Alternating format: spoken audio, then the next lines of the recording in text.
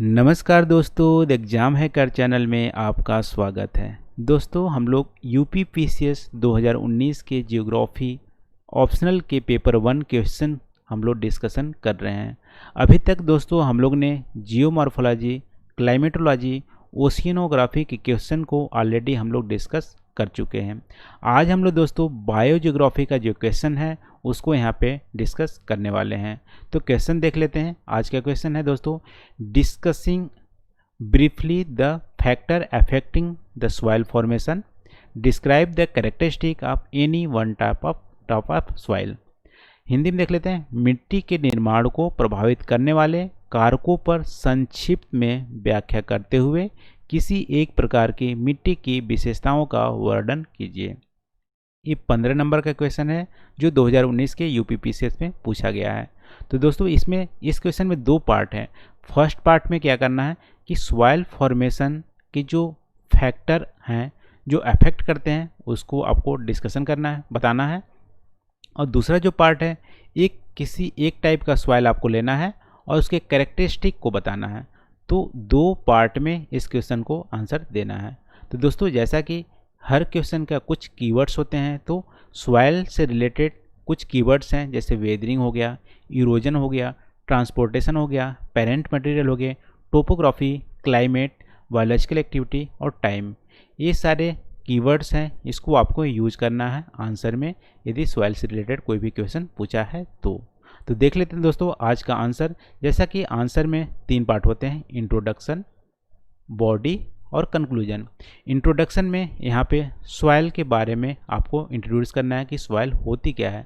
तो देख लेते हैं इंट्रोडक्शन में क्या लिखे हैं। तो दोस्तों सॉइल जो होती है वो interaction among the lithosphere, atmosphere और हाइड्रोस्फीयर, बायोस्फीयर का रिजल्ट होता है। देखो अपना अर्थ है, अर्थ में लिथोस्फीयर होती है, एटमॉस्फेयर होती है, हाइड्रोस्फीयर पानी वाला होता है, बायोस्फीयर होती है। तो इन चारों के इंट्रैक्शन का परिणाम ही है सॉइल। क्योंकि सॉइल में देखो ह्यूमस कंटेंट होते हैं जो आपको बायोस्फीयर से मिलेंगे, बायोस्फीयर से और केमिकल वेदरिंग इन्हेंस होती है। और देखो एटमॉस्फेयर से क्या मिलेंगे, एटमॉस्फेयर से आपको इरोजन होगा, विंड्स का, यदि टेम्परेचर आएंगे तो वेदरिंग होगा, तो एटमॉस्फेयर से आपको ये मिल गए। फिर देखो हाइड्रोस्फीयर से वाटर्स होंगे, वाटर क्या करेंगे, रॉक को जो रॉक के साथ केमिकल रिएक्शन करेंगे, हाइड्रेशन करेंगे और उसको वेदर करेंगे। तो हाइड्रोस्फीयर से भी कुछ कामें हो रही है, बायोस्फीयर से केमिकल वेदरिंग हो रही है, एटमॉस्फेयर से वेदरिंग हो रही है, टेम्परेचर और क्लाइमेट का फिनोमेना हो रहा है। और आपका लिथोस्फीयर से पेरेंट रॉक है। रॉक मतलब यहाँ पे आप देख सकते हैं जैसे इग्नियस रॉक हो गया, मेटामॉर्फिक रॉक हो गया और एक सेडिमेंट्री रॉक हो गया। तो पेरेंट मटेरियल लिथोस्फीयर से मिल रहे हैं। तो कुछ ना कुछ हर स्फीयर का जो सारे स्फीयर का जो इंट्रैक्शन का परिणाम ही है सॉइल। तो ऐसा कुछ आप इंट्रोडक्शन पार्ट में लिख सकते हैं। और दूसरा और भी लिख सकते हैं कि सॉइल जो होती है दोस्तों डायनामिक मीडियम है, इसमें चेंजेस होती रहती हैं। कौन कौन सी चेंजेस होती है, केमिकल चेंजेस हो सकती है, पीएच वैल्यू घट बढ़ सकती है, फिजिकल चेंजेस हो सकती है, सिल्ट, लोमी या ये सब चेंजेस हो सकती है, बायोलॉजिकल एक्टिविटी, ह्यूमस का कंटेंट बढ़ सकता है, केमिकल वेदरिंग बढ़ सकती है। तो ये सारे चेंजेस होती रहती है। सॉइल एक क्या है, डायनामिक मीडियम है, स्टैटिक मीडियम नहीं है। तो ये रहा दोस्तों इंट्रोडक्शन। फिर सॉइल के फॉर्मेशन किस टाइप की होती है। सॉइल के फॉर्मेशन के लिए 2 प्रोसेस इन्वॉल्व होते हैं, वेदरिंग और पेरेंट रॉक। फिर वेदर्ड जो मटेरियल होते हैं उसको इरोजन या ट्रांसपोर्टेशन करते हैं, फिर उसको कॉलोनाइज कर लेते हैं बैक्टीरिया, मोसेस और लाइकेन द्वारा, और सॉइल का फॉर्मेशन होता है। तो देखो इन सारे प्रोसेस में कुछ फैक्टर्स हैं जो क्वेश्चन पूछा गया कि कौन कौन से फैक्टर्स हैं जो सॉइल के फॉर्मेशन में अफेक्ट करते हैं। तो वो फैक्टर को हम लोग यहाँ पे डिस्कस कर लेते हैं। तो दोस्तों 5 मेन फैक्टर हैं जो सॉइल के फॉर्मेशन को अफेक्ट करते हैं। कौन कौन से 5 मेन फैक्टर हैं, parent material, topography, climate, biological activities और टाइम। देखो पेरेंट मटेरियल मान लो लिथोस्फीयर से होती है। पेरेंट मटेरियल में इग्नियस रॉक हो सकते हैं, सेडिमेंट्री रॉक हो सकते हैं, मेटामॉर्फिक रॉक हो सकते हैं। अब देखिए इन रॉक्स में केमिकल कंपोजिशन क्या है, जो केमिकल कंपोजिशन होंगी वही सॉइल में भी होंगी। जिस मान लो यहाँ पे आयरन ऑक्साइड, आयरन की मात्रा ज़्यादा है पेरेंट मटेरियल में तो रेड सॉइल बनेगा। यदि इसमें मैग्मा की मात्रा ज़्यादा है तो ब्लैक सॉइल बनेगा। तो सॉइल की जो फिजिकल केमिकल कैरेक्टरिस्टिक होती है वो पेरेंट मटेरियल से मिलती है।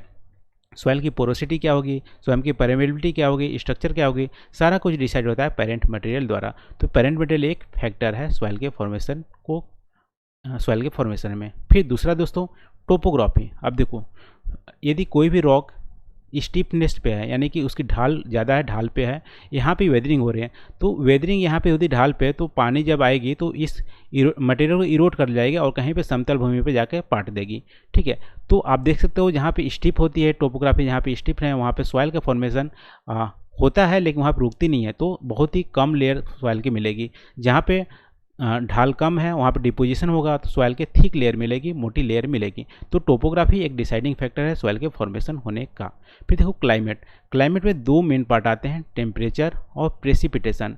टेम्परेचर देखो दिन में यदि टेम्परेचर ज़्यादा होती है तो रॉक में एक्सपेंशन होगा और देखिए रात में टेम्परेचर कम हो जाएगी तो संकुचन होगा रॉक में। संकुचन और एक्सपेंशन से क्या होंगे, रॉक टूट जाते हैं, वेदरिंग हो जाता है, तो ये भी एक सॉइल का फॉर्मेशन होता है वेदरिंग के थ्रू। फिर देखो प्रेसिपिटेशन क्या करती है, प्रेसिपिटेशन मान उसमें वाटर होती है, तो रॉक के साथ वाटर केमिकल रिएक्शन करती है, हाइड्रेशन होता है। तो कुछ रॉक जो होते हैं जैसे कैल्शियम कार्बोनेट से यदि बने होते हैं रॉक तो डिसॉल्व हो जाते हैं, तो वो भी टूट जाते हैं। तो प्रेसिपिटेशन भी हेल्प करता है सॉइल के फॉर्मेशन होने का। अब देखो प्रेसिपिटेशन और कैसे हेल्प करता है, प्रेसिपिटेशन से इरोजन होता है, यदि रिवर स्ट्रीम बहेगी तो उस मटेरियल की इरोड करके कहीं पे दूसरे चले जाएगी। तो क्लाइमेट एक फैक्टर है वहाँ की सॉइल के फॉर्मेशन होने का। फिर देखो बायोलॉजिकल एक्टिविटी यदि प्लांट्स हैं, जीव जंतुएँ हैं, तो क्या होते हैं एसिड रिलीज करते हैं, यदि वो सॉइल में पड़ते हैं तो एसिड रिलीज करते हैं। एसिड रिलीज करेंगे तो केमिकल जो वेदरिंग होती है वो इन्हेंस हो जाती है, केमिकल यदि इन्हेंस हो जाएगी तो सॉइल का फॉर्मेशन ज़्यादा होगा। अब देखो बायोलॉजिकल एक्टिविटीज और ह्यूमस के कंटेंट वहाँ पे मिलता है, ठीक है, तो इससे सॉइल के फर्टिलिटी बढ़ती है, तो बायोलॉजिकल एक्टिविटीज़ भी डिसाइड होती है। फिर देखो टाइम। अब देखो मैच्योर जो सॉइल होती हैं वो लॉन्ग ड्यूरेशन होता है वो बने हुए।